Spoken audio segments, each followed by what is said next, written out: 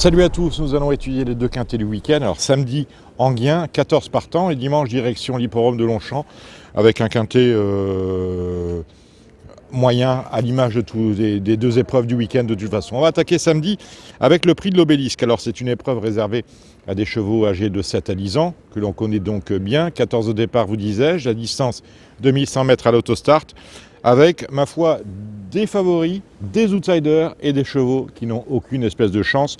Autrement dit, ça va aller assez vite.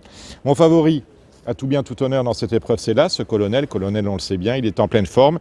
Il est dans sa robe de mariée, déféré des 4. Dans sa jeunesse, on se souvient qu'il était rarement déféré des 4 pieds. Maintenant, devenu beaucoup plus mature, eh bien, son entraîneur driver peut lui ôter les fers et le faire courir pieds nus à chaque voyage. C'est le cas ici. Enghien ne va pas lui poser de problème. Petit bémol, si on devait en trouver un, c'est l'as à la corde. Mais bon, avec Jean-Michel Bazir au sulky, Dieu sait ce qu'il va nous inventer. C'est une toute première chance. Toute première chance également, la candidature du numéro 6, Nancy America.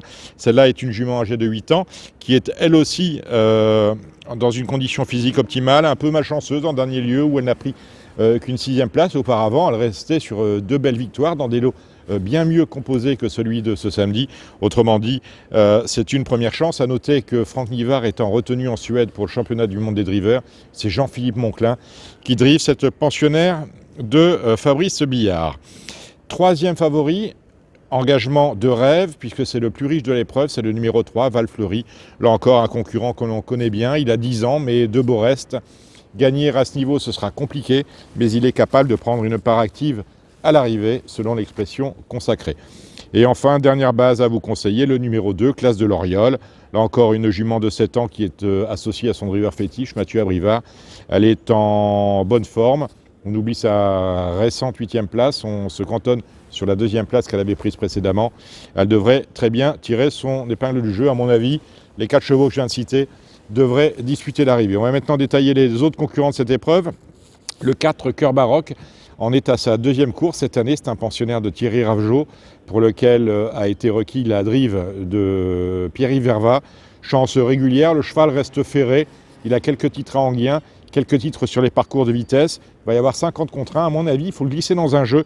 Il est capable de faire un truc. Le numéro 5, As Doré, dans sa jeunesse, était un bon cheval. On se souvient qu'il a disputé l'arrivée d'un critérium. Mais franchement, là, on a l'ombre d'As Doré, autrement dit, on élimine. On élimine également le numéro 7, Baraka de Bellou, même si elle est déférée des 4 pieds. Mais on n'a rien à se mettre sous la dent avec cette Baraka de Bellou depuis de très longs mois. Autrement dit, c'est une rayure absolue. Je fais l'impasse personnellement sur le numéro 8, Copernic de Play, que présente Franck Blandin. Copernic de Play, on le connaît bien. Quand il est déféré des 4 pieds, ce qui lui arrive plus souvent qu'à son tour, c'est un bon cheval. Il fut un temps où il alignait les bâtons ou les 2e places. Ce temps-là est révolu. Il est mal engagé dans la course puisqu'il s'élance du couloir numéro 8. Ça va être compliqué. En tout cas, il serait très joué. Je vous suggérerais de le laisser de côté. Comme je laisse de côté le 9, Amila de Rabu, le 10, Quincy Frontline. Attention au numéro 11, Tinamo Jet, pour l'entraînement de Franck Leblanc. Là, c'est un concurrent qui a une première chance à défendre. Il reste d'ailleurs sur de très bonnes courses, dans des lots de valeur légèrement supérieure. Attention donc à son numéro 11, Tinamo Jet. Nous gardons le 12, Tesoro, même s'il reste ferré. C'est un cheval qui, dans un beau jour, serait tout à fait capable de s'illustrer. Il aime Enghien, il aime les pistes plates, il aime la distance, pourquoi pas. Et ensuite, j'élimine le 13, Pythagoras Face, qui n'a rien montré depuis pas mal de temps. C'est un pensionnaire de Björn Goop qui est associé à Tony Le Belair. Et on élimine le numéro 14, Altus Fortis. Même si, concernant ce numéro 14, Altus Fortis, je me suis gratté la tête pas mal de temps. Parce que c'est un cheval qui a beaucoup de vitesse, malheureusement. Il n'est pas déféré des 4 pieds, mais seulement des postérieurs, et il hérite du numéro 14. Mais bon, c'est pas du tout un interdit.